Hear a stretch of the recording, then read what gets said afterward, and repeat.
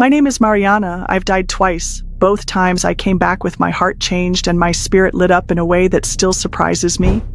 I used to think this world was all there was.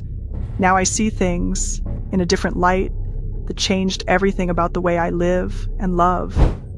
The first time I had a near-death experience, I was only 18. I was in a hospital hooked to machines that hissed and beeped nonstop. My body felt weak, like my muscles had turned to water. I remember this deep panic in my chest. Then all of a sudden, it stopped. My fear just vanished. It was strange because one moment I was gasping for air, and the next I was floating above my body. My eyes weren't looking from my old vantage point. I was outside myself, like a spectator in a movie theater. I saw doctors and nurses rushing around trying to get me back. I was right there, close enough to reach out and touch them, but it felt more like an observation than an emergency. That's when a gentle glow grabbed my attention. It was off to the right, like a door cracked open, letting in the sun. But it wasn't exactly light. It was a presence that drew me in with love so strong I wanted to cry. I started drifting toward it. There was no sense of gravity, no walls holding me back. I just felt free. My pain was gone, replaced by a calm that's tough to explain. The best word I can find is home, but it was more than that. It felt like I was recognized, welcomed, and understood on a level I never knew existed. While I was moving into this glow, my surroundings began to shift. I felt warmth radiating all around me. The air itself seemed alive, humming with kindness. I saw soft shapes that seemed to pulse like living clouds. But the biggest moment came when I sensed a figure standing in the center of that brilliance. At first, I couldn't see any features, just a shape made of light. But in my core, I knew it was Jesus. I felt it. There was a whisper in my heart saying, "You are loved, you are safe, and you are known." I'm not the type to make things up for attention, so I'm telling you this purely because it happened to me. Jesus spoke without moving his lips. It was more like an instant thought placed in my mind. He said, "Mariana, don't be afraid. Your time here isn't over, but know that I'm always with you." His voice carried a love that made me feel I mattered in a way I never believed. Then he showed me a vast landscape that took my breath away. It was like stepping into a world where colors sang. Trees sparkled and flowers seemed alive. Petals glowed with color that made our normal world look pale by comparison. All of creation felt connected. Nothing was random. Everything had a purpose, and that purpose was love. I found myself in a peaceful meadow that felt endless, but not in a scary way. It was alive with a sense of belonging. Colors shimmered in the sky, pink, gold, and baby blue, dancing across the horizon like living lights. In the distance, I noticed rolling hills that sparkled with tiny points of light. It reminded me of a giant field of diamonds under a bright sun. My heart was so full, I thought it might burst with joy. I felt a breeze on my face, but it was more like a gentle caress, almost as though the air knew me too. Then, all at once, I was back in my body, gasping as if I'd been underwater too long. The doctors yelled that I'd stabilized. I remember blinking and seeing the ceiling tiles, feeling that scratchy hospital gown. My chest hurt and my arms felt too heavy to lift. I cried, not out of pain, but from the strange sense of homesickness. I wanted to go back to that glow, that love, that warmth. Life on Earth felt flat and gray by comparison, yet deep inside I felt grateful. I knew I was given another chance to live and to share what I'd seen. From that day on, I had this burning need to spread that message. We are loved more than we can imagine, and there's so much more than meets the eye. That was my first near-death experience. The second happened about a decade later. You'd think after going through it once, I'd know what to expect. But no, nothing could have prepared me for the rush of emotions that hit me when it happened again. This time it was a car accident.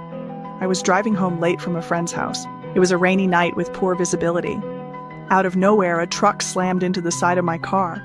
I still hear the screech of metal whenever I think of it. What happened next felt like slow motion. My body went numb. Then I floated out again, watching the scene from above. I saw shattered glass, flashing lights, and an ambulance that arrived in record time. My mind registered this chaotic scene, but I didn't feel panic or pain. I felt that same calm presence, like an old friend had arrived to guide me.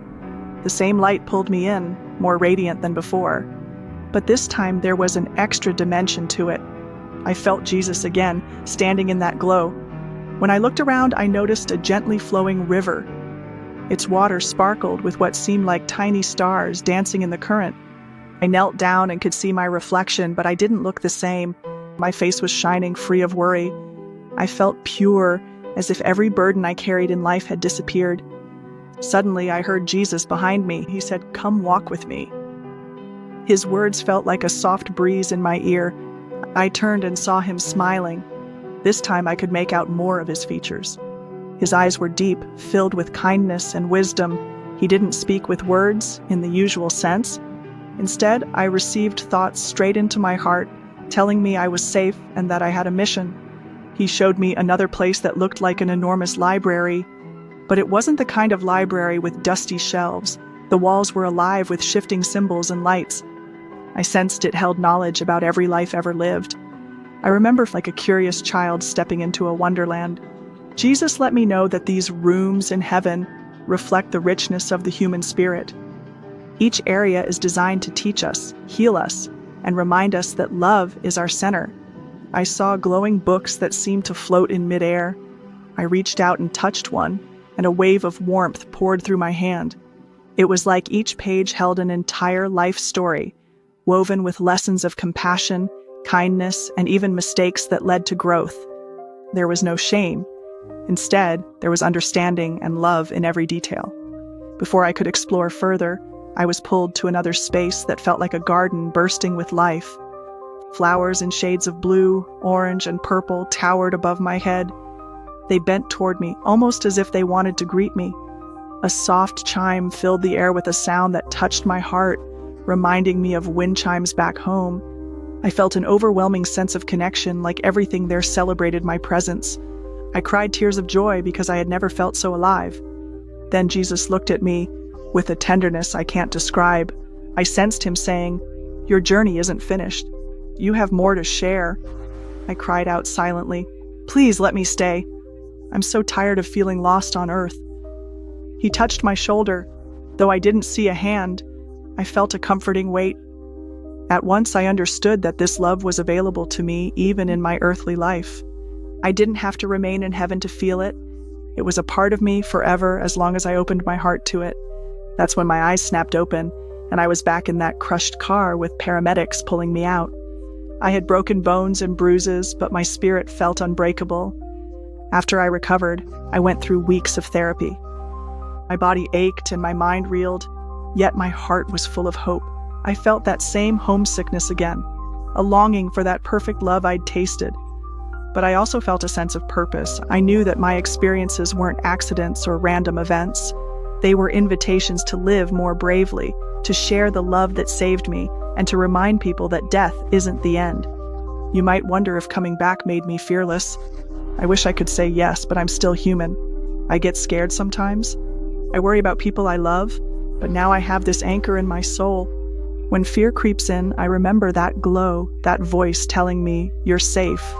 I breathe and feel that warmth fill me up, reminding me that there's more to life than meets the eye. Sometimes I question why I was shown these things. I'm not special, I'm just an ordinary person who got 2 glimpses of something extraordinary. Maybe it's because I needed to believe in goodness again. Maybe it's because there are others out there who need to hear this story. Each time I share it, I see eyes light up with wonder or hope. People want to believe there's something beyond all our struggles. They want to believe we matter enough for a divine love to look right at us and say, "I know you. Come home." A big lesson I learned is that nothing we do is wasted. The love we give and the compassion we show might seem small, but it's huge in the big picture.